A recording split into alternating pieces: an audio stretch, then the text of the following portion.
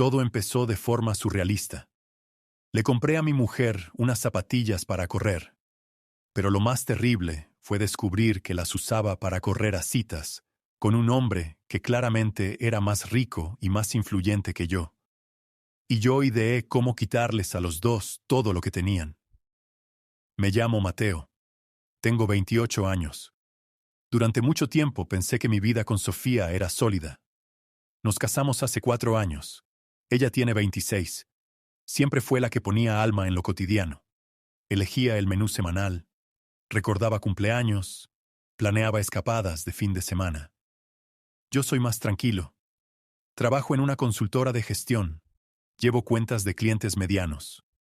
No es un sueldo para tirar cohetes, pero es fijo y paga la hipoteca de nuestro piso de 2 habitaciones en las afueras de Madrid. Ella está en recursos humanos, en la misma empresa, pero en otro departamento. Así nos conocimos. Hace 7 u 8 meses algo cambió. De pronto decidió que necesitaba ponerse en forma. Me dijo que quería correr por las tardes, para desconectar del trabajo, dormir mejor, quitarse un par de kilos que decía que le sobraban. Al principio me pareció genial. Hasta le compré unas zapatillas nuevas para animarla.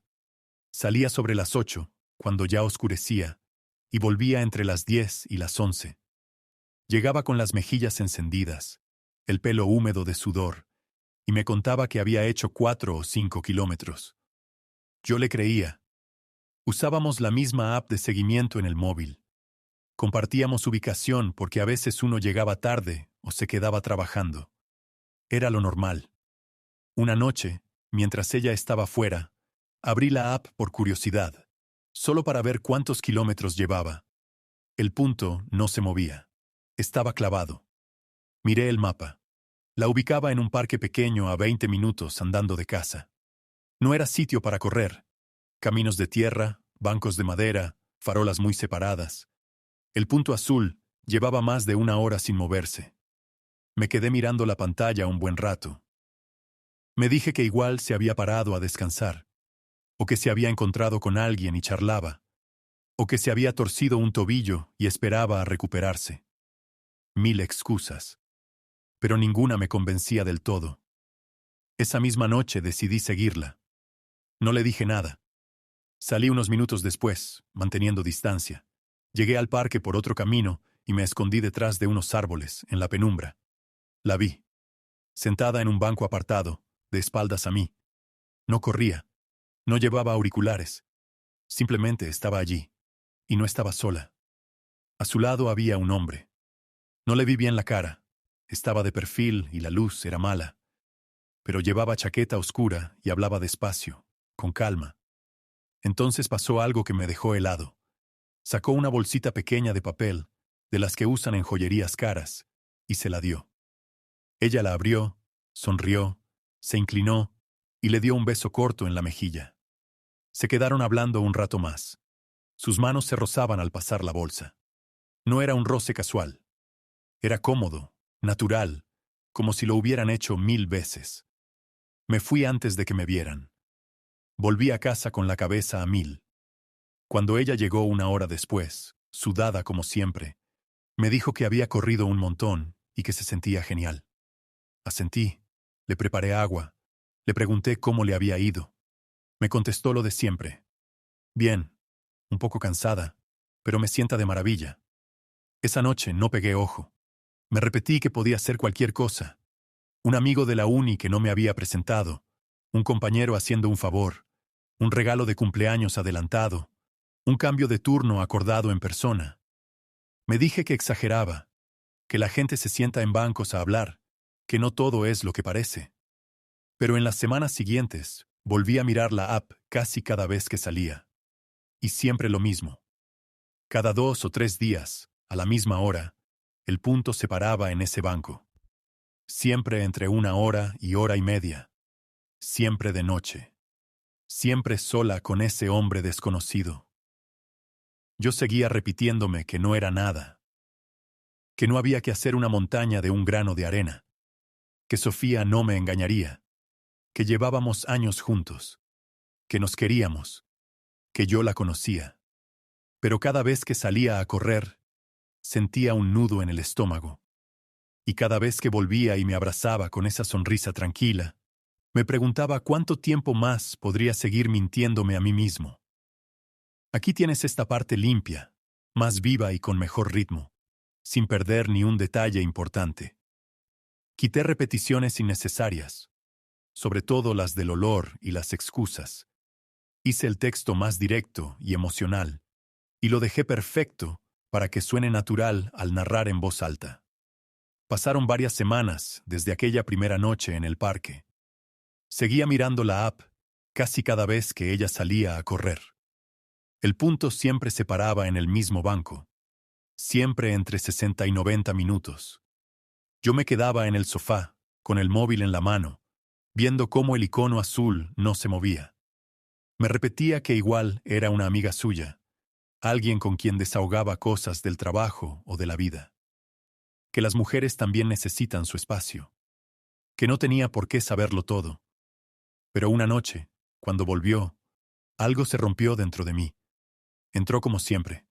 Zapatillas en la mano, sudadera atada a la cintura, coleta alta. Me dio un beso rápido en la mejilla y pasó directo al baño. Yo me quedé en el pasillo. Entonces lo noté. Un olor que no era el suyo. No era su vainilla suave, la que yo le regalé en nuestro aniversario. Era otro. Más fuerte, más masculino. Madera, cuero, un toque amargo. El olor que deja a alguien cuando se pega mucho tiempo. Miré la sudadera tirada en el suelo del pasillo. La cogí. La acerqué a la nariz.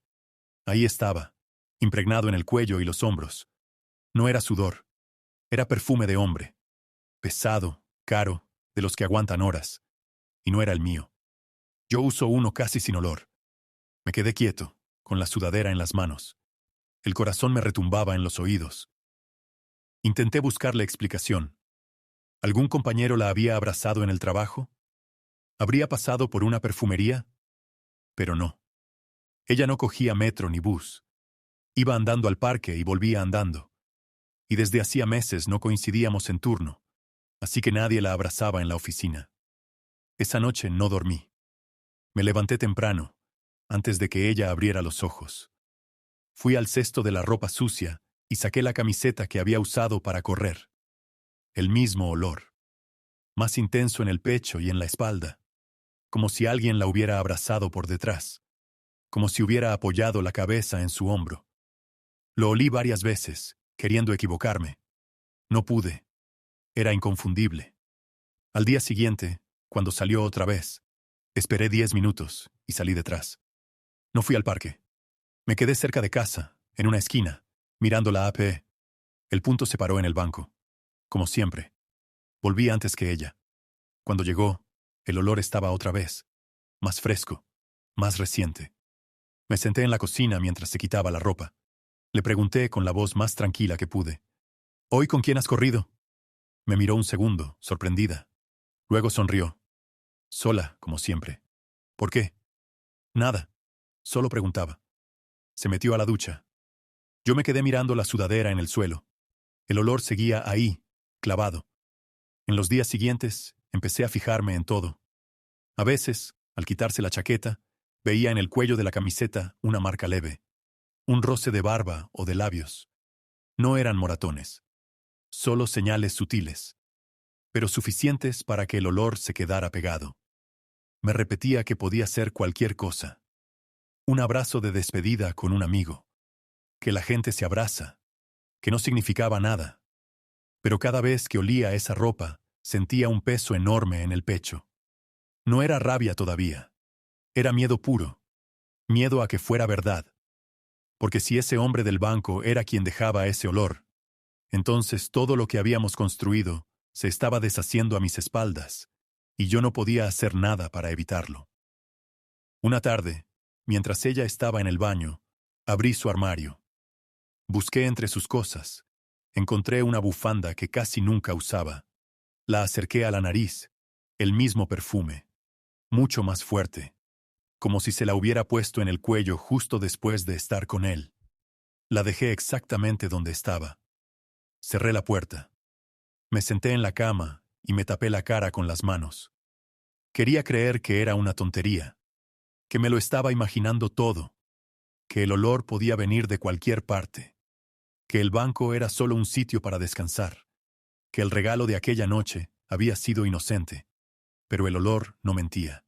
Y cada vez que volvía de correr, el olor volvía con ella, más intenso, más claro. Yo seguía callado, sonreía cuando me abrazaba, le decía, qué bien te sienta el ejercicio. Pero por dentro algo se estaba quebrando, y sabía que pronto ya no podría seguir fingiendo que todo estaba bien. Después de esa noche en que el olor se quedó grabado en mi cabeza, ya no podía ignorarlo más. Seguía viéndola salir a correr cada 2 o 3 días.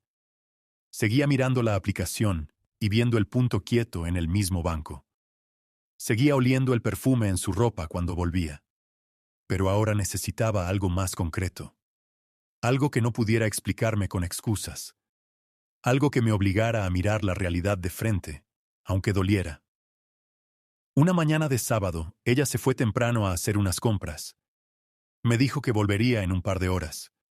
Yo me quedé solo en casa. No lo planeé. Simplemente pasó. Fui al dormitorio. Abrí su cajón de la mesilla. Allí guardaba cosas pequeñas. Pendientes viejos, cremas, un par de pulseras baratas que usaba para el día a día. Debajo de todo, envuelto en un pañuelo de seda que no le conocía, había un reloj. No era un reloj cualquiera. Era de hombre. Acero y oro, esfera negra, marca que yo había visto en anuncios caros. Pesaba mucho en la mano. Lo giré. En la tapa trasera tenía una inscripción grabada. Para C, siempre tuyo. Las letras eran finas, elegantes. No era mío. Yo no uso reloj, y mucho menos uno con inicial CE. Me senté en la cama con el reloj en la palma. Lo miré durante minutos enteros. Intenté recordar si alguna vez había visto a Sofía con algo parecido. No. Nunca lo había llevado puesto. Nunca lo había mencionado. Estaba escondido. Como si no quisiera que nadie lo viera. Como si fuera un secreto que solo existía cuando yo no estaba. Pensé en el hombre del banco, en la bolsita que le dio aquella primera vez, en cómo sus manos se demoraban al pasarla, en el perfume que llegaba con ella cada vez que volvía. Todo empezaba a encajar de una forma que no quería aceptar, pero aún así me resistí.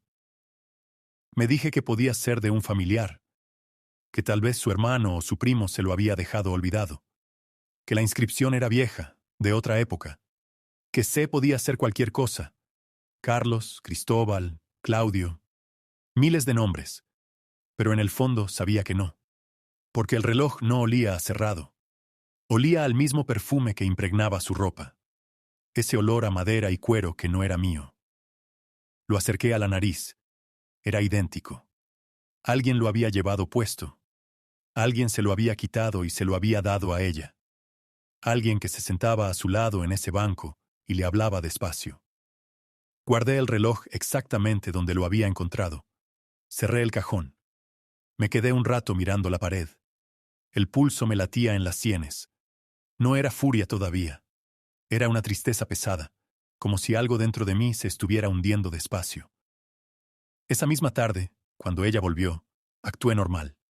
Le ayudé a guardar las bolsas. Le pregunté qué había comprado. Me enseñó unas blusas, un par de zapatos. Sonreía como siempre. Yo sonreía también. Pero cuando se fue a cambiar, miré su bolso.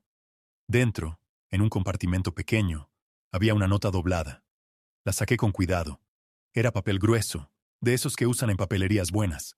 Decía solo, mañana a las 8. No faltes. Te espero con lo de siempre. C. La letra era clara, segura, masculina. La volví a meter en su sitio. Me senté en el salón y esperé a que saliera del baño. Cuando apareció, fresca, con el pelo suelto, me abrazó por detrás. ¿Estás bien? Te noto raro, dijo. Solo cansado del trabajo, respondí. Me besó en la nuca. Yo cerré los ojos. Sentí el mismo perfume que había en el reloj, el mismo que llegaba con ella del parque. Esa noche no dormí. Me levanté varias veces. Fui al baño, bebí agua, miré por la ventana. Cada vez que pasaba por el dormitorio la veía dormir tranquila, de lado, con la mano bajo la almohada. Y yo me preguntaba cuántas noches habría dormido así, sabiendo que al día siguiente iba a encontrarse con él. Al día siguiente, lunes, fui al trabajo como siempre. Mi jefe directo era Carlos, 35 años. Llevábamos trabajando juntos casi 6. Él había entrado antes que yo en la empresa. Era el que llevaba los proyectos grandes, el que cerraba contratos importantes. Ganaba mucho más que yo. Siempre había sido así. Él tenía el despacho con ventana, yo la mesa abierta. Él llegaba en coche nuevo cada 2 años, yo en metro. Pero éramos amigos, o eso creía. Compartíamos cafés, hablábamos de fútbol, de películas. A veces salíamos los tres, él, Sofía y yo. Esa mañana me llamó a su despacho. Me preguntó por un informe que tenía que entregar. Hablamos de números, de plazos. Yo asentía, tomaba notas. Pero mientras hablaba, noté algo en su muñeca. No llevaba reloj, solo una marca leve, como si hubiera llevado uno hasta hace poco y se lo hubiera quitado. No dije nada. Salí del despacho. Me fui al baño. Me lavé la cara con agua fría. Me miré en el espejo y pensé, no, no puede ser. Pero el reloj escondido en el cajón de Sofía. La inicial C, el perfume, la nota, el banco del parque. Todo apuntaba en la misma dirección. Y yo seguía resistiéndome. Seguía diciéndome que era imposible, que Carlos era mi jefe, mi amigo, que habíamos pasado demasiadas cosas juntos, que él nunca me haría algo así, que Sofía nunca elegiría a alguien tan cercano. Pero las piezas encajaban demasiado bien, y cada vez que intentaba apartar la idea, volvía más fuerte. Sabía que tenía que confirmar algo más, algo definitivo, porque si era verdad, si el hombre del banco era Carlos, entonces no solo perdía a mi mujer, perdía a la persona en quien más confiaba en el trabajo. Y eso era mucho más grande de lo que podía soportar todavía. Querido espectador, deja tu like a esta historia y seguimos. Ya no podía seguir dando vueltas.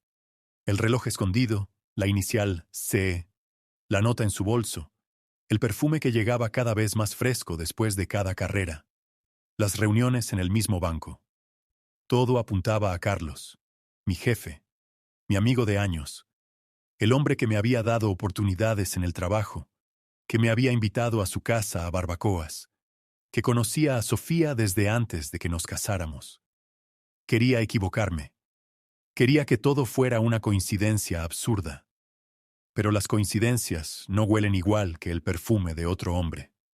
No dejan notas dobladas en bolsos. No se sientan en bancos a oscuras durante horas. Decidí esperar una prueba que no dejara lugar a dudas. No quería confrontarla todavía. No quería que negara todo con lágrimas y me acusara de paranoico. Quería verlo con mis propios ojos, o tener algo físico que ella no pudiera explicar con mentiras. Esa misma semana llegó.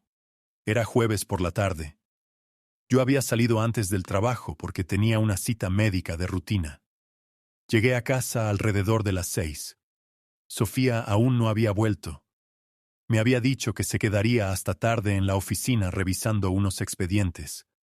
Yo sabía que era mentira, porque la aplicación mostraba su punto ya en el parque desde las 5:30. Estaba solo en el salón cuando sonó el timbre. Abrí la puerta. Era un repartidor con uniforme gris. Traía un paquete pequeño, envuelto en papel Kraft marrón, sin logotipo visible. ¿Sofía Ramírez?, preguntó. Soy su marido. Está trabajando. ¿Puedo firmar yo? Me miró un segundo, dudó, pero me dio el paquete. Firmé en la tablet. Cerré la puerta. El paquete no tenía remitente, solo su nombre y nuestra dirección, escritos a mano con tinta negra. La letra era la misma que en la nota que había visto en su bolso. Clara, inclinada ligeramente a la derecha, segura. Lo llevé a la cocina. Lo puse sobre la mesa. No lo abrí inmediatamente. Me quedé mirándolo como si quemara. Pensé en dejarlo donde estaba, en fingir que no lo había visto. Pero ya no podía. Rasgué el papel con cuidado. Dentro había una cajita de terciopelo negro. La abrí. Era un brazalete. Oro blanco, fino, con una pequeña piedra azul en el centro. Debajo del brazalete había una tarjeta pequeña, del mismo color crema que la nota anterior. La saqué. Decía, para que lo lleves siempre cerca. Mañana a las 8, como siempre. No veo la hora de verte con el puesto. Tuyo, C. Me senté en la silla. La tarjeta temblaba un poco en mi mano. La leí 3 veces. Tuyo, C. No había duda. Era Carlos, mi jefe. El hombre con el que compartía oficina, reuniones, confidencias. El que me había dicho más de una vez, eres como un hermano pequeño para mí. El que se sentaba en ese banco y le daba regalos a mi mujer. No sentí rabia en ese momento. Sentí un vacío frío que se extendía por el pecho, como si alguien hubiera apagado una luz dentro de mí. Todo encajaba. Las carreras nocturnas, el perfume en su ropa, el reloj escondido, las joyas que aparecían de repente, las ausencias prolongadas en el parque. Y ahora esto, un brazalete entregado directamente a casa, con una nota que no dejaba espacio para interpretaciones. Guardé la tarjeta y el brazalete en el bolsillo de la chaqueta. Volví a envolver el paquete lo mejor que pude, como si nadie lo hubiera tocado. Lo dejé en la mesa del recibidor, donde ella lo vería al entrar. Cuando llegó, cerca de las 10, traía la misma cara de siempre, cansada, pero contenta. Me dijo que había sido un día largo, que necesitaba una ducha. Pasó por el recibidor, vio el paquete y se detuvo. ¿Qué es esto?, preguntó con voz neutra. Llegó hace un rato. Para ti. Lo cogió. Lo abrió delante de mí. Sacó el brazalete. Lo miró un segundo. Luego miró la tarjeta. Su cara cambió. Primero sorpresa. Después palidez. Después intentó sonreír. Ah, es de una amiga del trabajo. Me debía un detalle por su cumpleaños. ¿Qué detalle, verdad? No dije nada. Solo la miré. Ella sostuvo mi mirada un instante, y luego bajó los ojos. Guardó el brazalete en su bolso sin ponérselo. Esa noche cenamos en silencio. Ella hablaba de tonterías, del tráfico, del tiempo, de una serie que quería ver.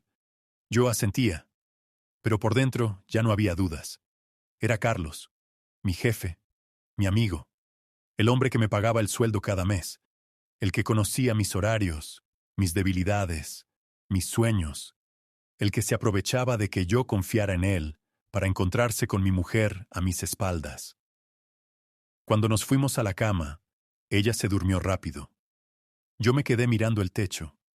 Pensé en cómo había llegado hasta ahí, en cómo había pasado de no querer creer nada a tener una nota en el bolsillo que lo decía todo. Ya no había vuelta atrás. Ya no podía seguir mintiéndome. Al día siguiente iría a trabajar. Vería a Carlos en su despacho. Le diría buenos días como siempre. Pero ya no sería el mismo. Y pronto tendría que decidir qué hacer con lo que sabía, porque callar ya no era una opción. Al día siguiente fui al trabajo como si nada. Saludé a Carlos en el pasillo con un buenos días seco. Él me devolvió la sonrisa de siempre, esa amplia y confiada que ahora me parecía falsa. Señaló la cafetera y me preguntó si quería un café. Le dije que no, que tenía mucho que hacer. Me fui a mi mesa y me puse a trabajar sin mirarlo más de lo necesario. Por dentro todo bullía. La nota del brazalete estaba guardada en mi cartera. La había leído tantas veces que me sabía las palabras de memoria. Tuyo, C.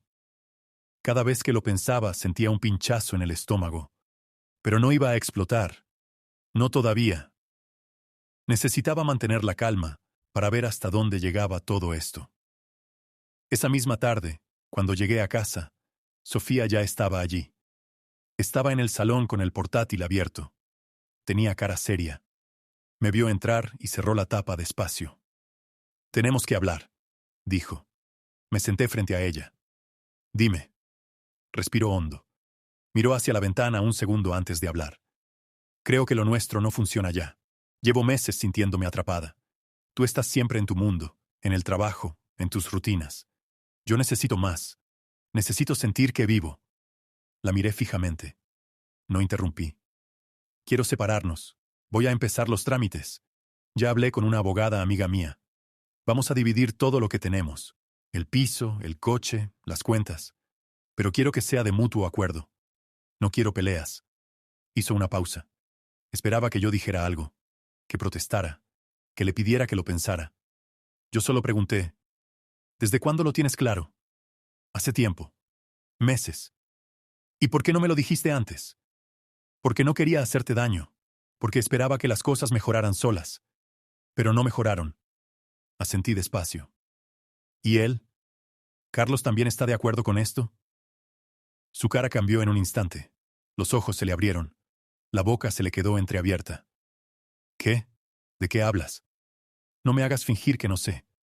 El brazalete, la nota, el perfume, el banco del parque, todo. Se puso de pie de golpe. ¿Me has estado espiando? ¿Has abierto mis paquetes? ¿Has mirado mis cosas? No cambié de tema. Eres tú el que está destruyendo esto, con tu desconfianza, con tus paranoias. Siempre has sido así, inseguro, controlando todo. Yo solo quería sentirme deseada, valorada. Y tú nunca lo hiciste. Empezó a caminar por el salón. La voz le subía. Carlos es solo un amigo, un jefe, alguien que me escucha. Tú no. Tú llegas cansado, te sientas en el sofá y ya. No preguntas. No te interesas. La dejé hablar. No es casualidad que todo empezara cuando él entró más en nuestras vidas. Las cenas los tres. Las salidas.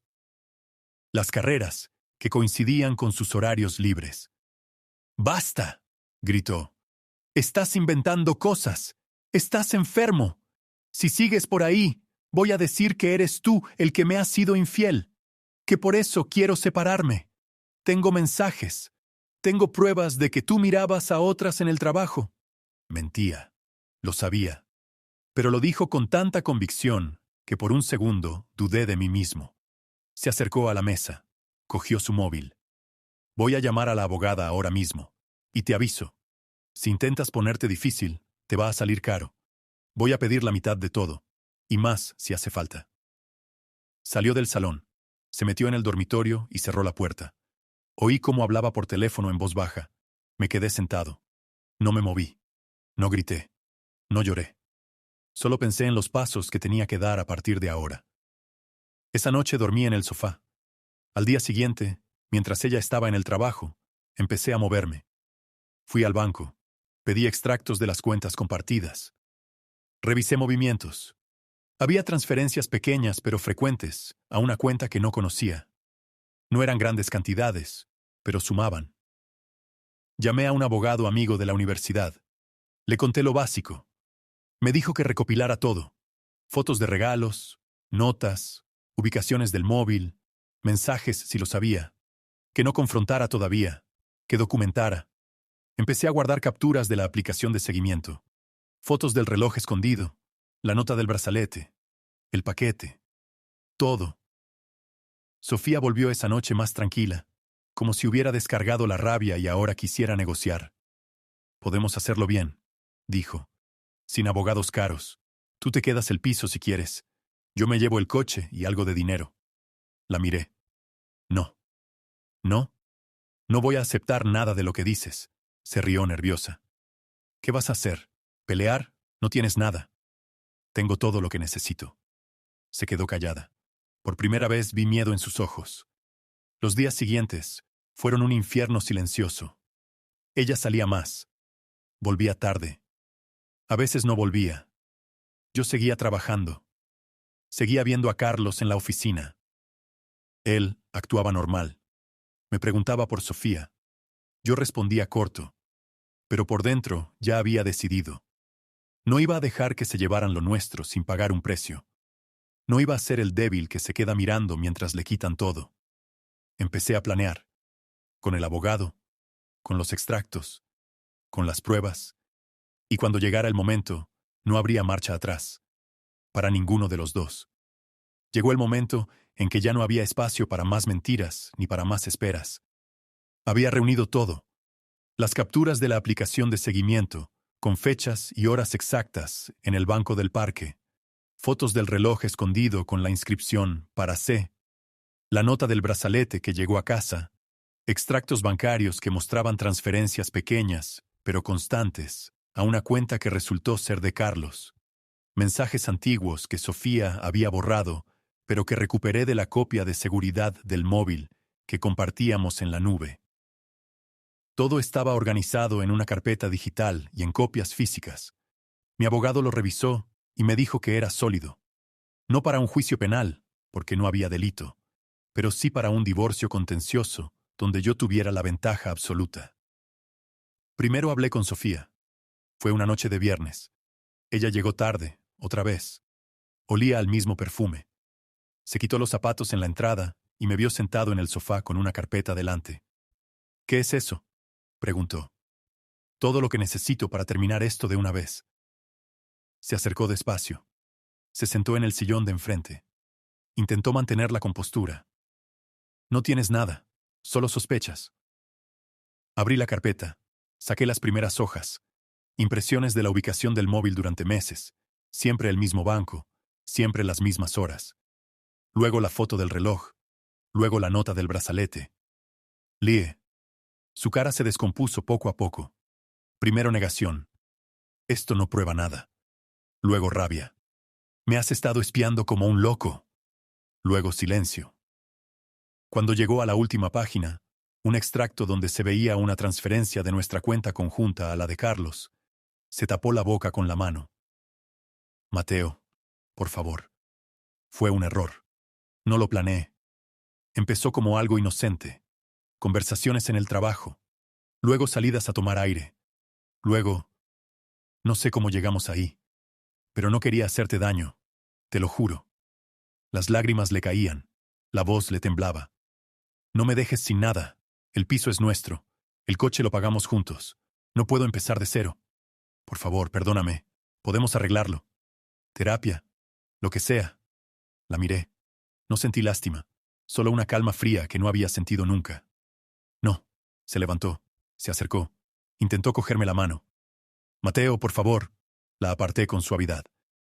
Te vas a ir con lo que traías cuando llegaste. Nada más. El piso queda a mi nombre. El coche también. Las cuentas las cierro mañana. Todo lo que hemos construido, lo conservo yo. Tú te vas con las manos vacías. Se derrumbó en el suelo. Lloraba fuerte. Decía mi nombre una y otra vez. Decía que lo sentía, que había sido débil, que Carlos la había buscado, que ella no tenía fuerza para decir no. Yo no me moví. Al día siguiente fui a la oficina temprano. Llamé a Carlos a mi despacho. Ahora yo tenía uno pequeño, pero servía. Cerré la puerta. Se sentó con esa sonrisa suya de siempre. ¿Qué pasa, colega? Saqué la misma carpeta. La puse delante de él. Míralo. Hojeó las páginas. Su cara cambió rápido. Primero incredulidad, luego palidez, luego intentó reírse. Venga, Mateo. Esto es una broma, ¿no? No. Se inclinó hacia adelante. Bajó la voz. Mira, tío. Fue algo que pasó. Ella vino a mí. Tú siempre has sido, no sé, blando. Ella necesitaba a alguien con más empuje, con más vida. No te lo tomes a mal. Los hombres como tú no retienen a mujeres como ella. Esas palabras me dolieron más que todo lo anterior, pero no lo demostré. He hablado con recursos humanos. Les he entregado copias de correos internos, donde usabas el correo de la empresa para coordinar encuentros con ella, fuera de horario laboral, usando recursos de la compañía. Eso viola el código ético. Se quedó quieto. Además, tengo grabaciones de conversaciones donde hablas de proyectos confidenciales con terceros. Pequeños descuidos que, si se denuncian, pueden costarte el puesto. Y la cuenta donde recibiste dinero de nuestra conjunta. Eso se puede rastrear como apropiación indebida en un proceso civil. Tragó saliva. Mateo, espera, hablemos. Somos amigos. Llevamos años. No hagas esto. No somos amigos. Llamé a seguridad. 2 personas entraron. Le pidieron que recogiera sus cosas. En menos de una hora estaba fuera del edificio. Sin indemnización. Sin recomendación. Con una investigación interna abierta que le cerraría puertas en el sector durante años. Por la tarde, firmé los papeles del divorcio express que mi abogado había preparado. Sofía no tenía opción. Firmó temblando. Se llevó solo una maleta. El resto, muebles, electrodomésticos, ahorros, quedó conmigo. Cuando se fue, cerré la puerta. Me quedé solo en el piso. Miré alrededor. Todo seguía igual, pero nada era igual. Había recuperado el control. Les había quitado todo lo que tenían. A ella su seguridad, a él su posición y su arrogancia. Ahora eran ellos los que empezaban de cero, los que se preguntaban cómo seguir. Y yo estaba de pie. Pero en el silencio de la casa vacía, sentí por primera vez que la victoria tenía un sabor amargo. Porque aunque había ganado, había perdido algo que no se devuelve. La confianza ciega, la ilusión de que las personas cercanas no te traicionan. Pasaron semanas desde que todo terminó. Sofía se fue a casa de una prima suya en las afueras de Toledo. No volvió a pedirme nada. No llamó. No escribió. Solo firmó los papeles y desapareció de mi vida.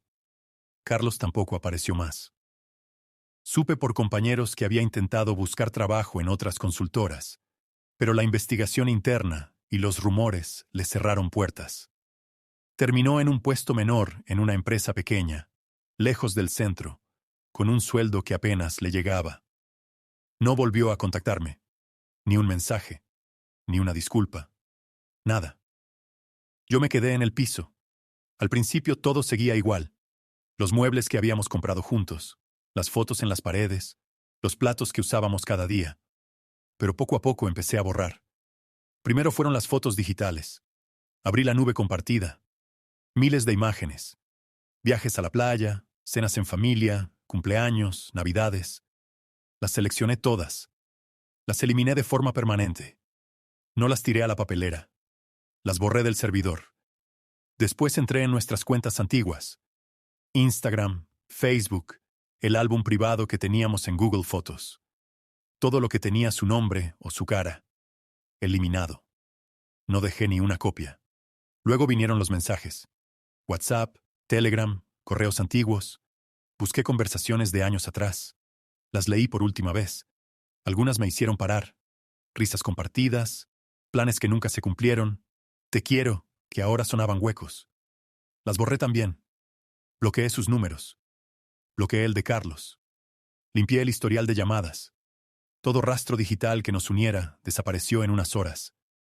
Después cambié las contraseñas de todo.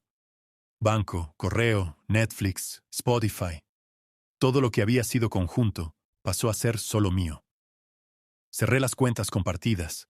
Transferí lo que quedaba a una nueva cuenta a mi nombre. No fue difícil. El abogado me había dejado claro que, con las pruebas, el juez iba a fallar a mi favor si llegaba a juicio. Pero no llegó. Ellos no quisieron pelear. El piso se quedó en silencio. Quité las fotos de las paredes. Las guardé en una caja que puse en el trastero. Cambié las cortinas. Pinté el salón de un color más claro.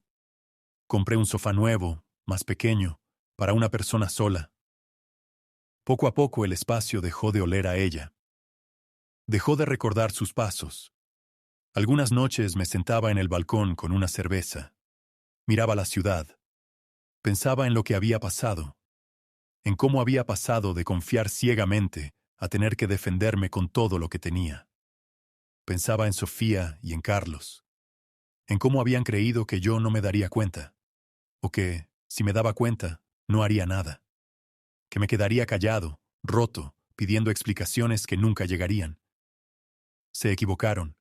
Les quité lo que más valoraban. A ella la estabilidad que habíamos construido juntos. A él el estatus y el poder que tanto presumía. Ahora vivían con menos. Mucho menos. Y yo tenía el control. El piso era mío. El dinero era mío. Mi tiempo era mío. Nadie me decía qué hacer.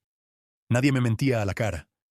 Pero en esas noches quietas, cuando la ciudad se apagaba, sentía algo que no esperaba.